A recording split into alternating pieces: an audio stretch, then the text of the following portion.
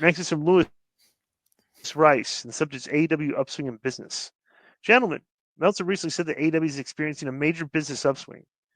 I look back at July of last year, and they had double the fans going to Dynamite. The TV ratings were higher too. What is with Dave and his obsession with defending AEW? I know he's buddies with Tony Khan, but Dave can't proclaim to be an expert in the wrestling business. He's going to be making asinine statements that are so obviously false. So, what are your thoughts? That's from Lewis Rice. Yeah, but bro, Dave was actually they actually made this comment.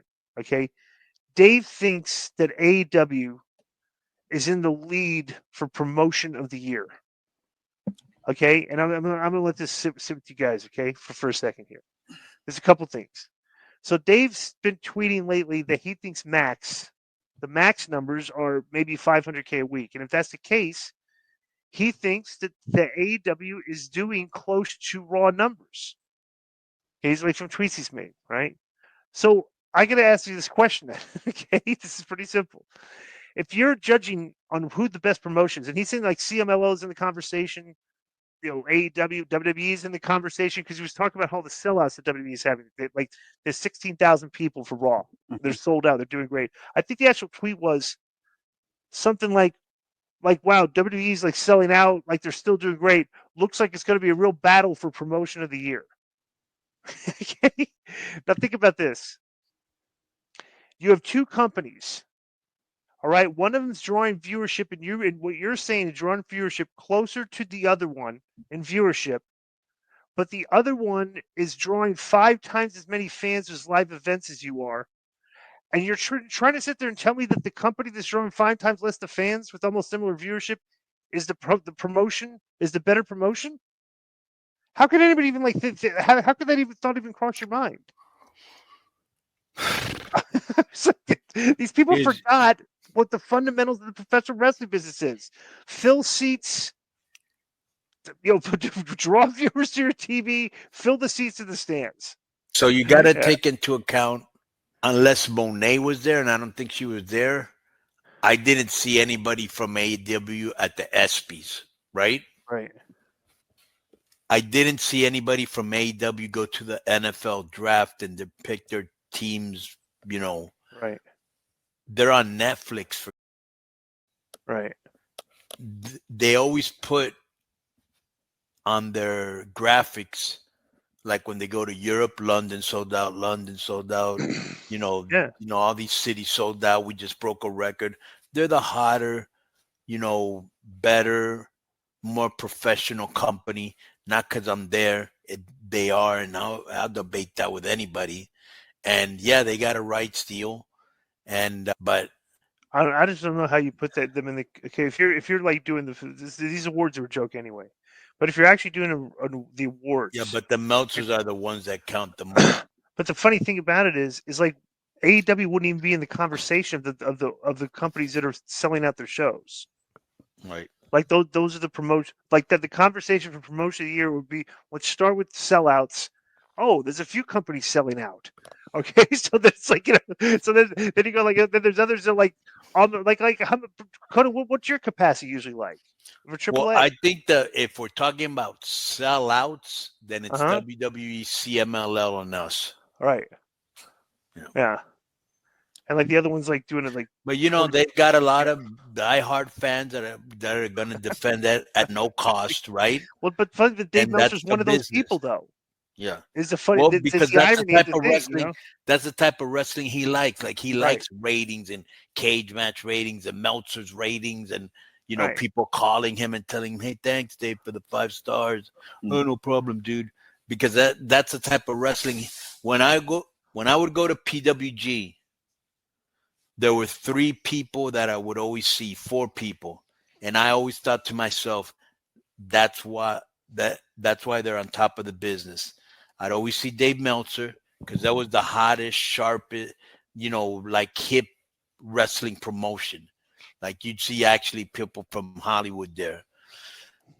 And that was word of mouth from other Hollywood stars. Hey, I went to the wrestling matches. It was really cool. Oh, next time I'll go with you or whatever. I always saw Dave Meltzer there, but Dave Meltzer actually sat in the first row like a fan. Okay. Mm-hmm. I always sat in the back where they had the ring announcer guy doing and so Steven Regal was always there, and Cayman Seaman or whatever his name was. Yeah. Right. Cave, that guy. For those that don't know, he was in charge of like talent for WWE, right? Yeah. Mm-hmm.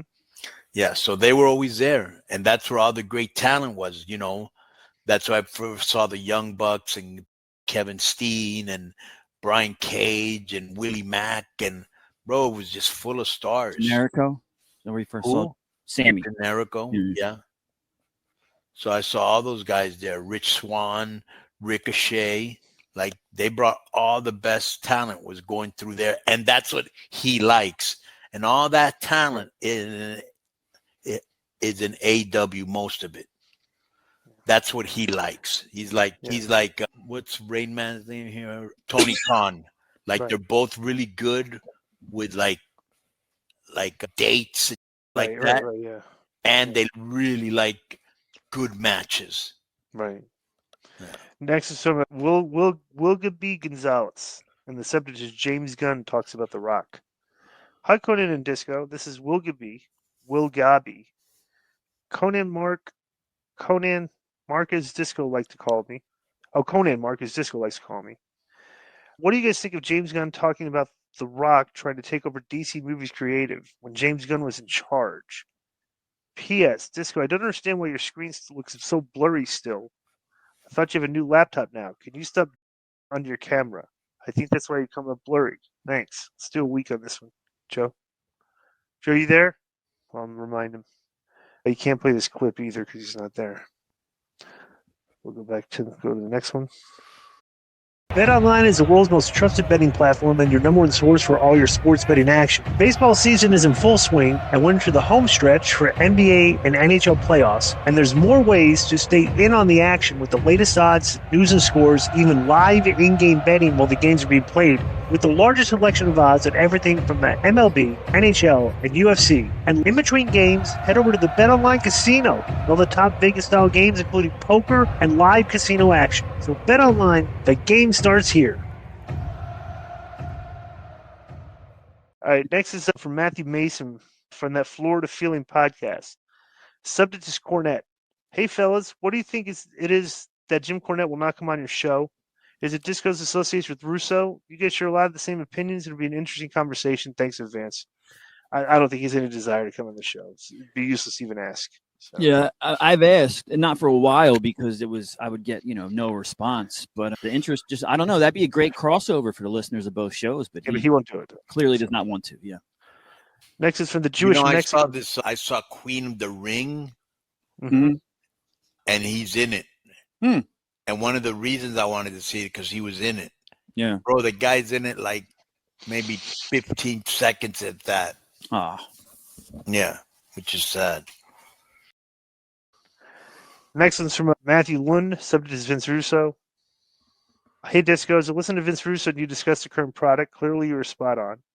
My question is, do you not think he's just trolling you and his audience, who likely knows the product is killing it right now and it reflects poorly on his already tarnished legacy? I think he's just having fun at your expense. I don't know. I like I said, I don't know if Vince's shtick or if he honestly believes it. If he honestly believes they're I've explained the formula. He said, "Oh, these people can't even watch the show." I go, yeah, they make it. If you don't want to watch a show, you don't have to watch a show. Watch all these other clips on YouTube and Twitter and Facebook, wherever you go. 8 minutes, you're caught up on the product. Right, he's consuming it. Tweet. I don't know. He doesn't understand that. Right, but I think he's consuming it old school. Yeah, like he's sitting there watching the whole thing, and that's very boring. As their show is determined by how much of their stars are on each week, where you can put their stars on clips on YouTube, on social media and stuff, and people can see the stars are on this week. Maybe we got to catch the show next week.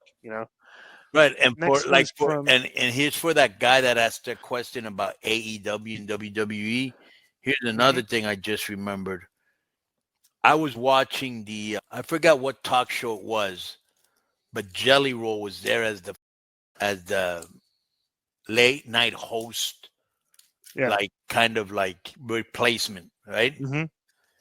And Orton was there, which was brilliant marketing because they're going to be tagging up, or they just Right. tagged up. I'm not sure.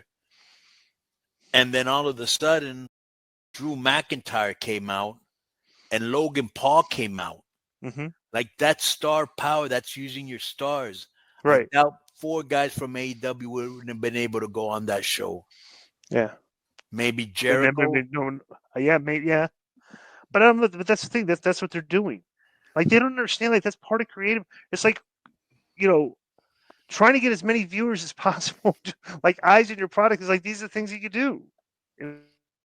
Yo, what's up?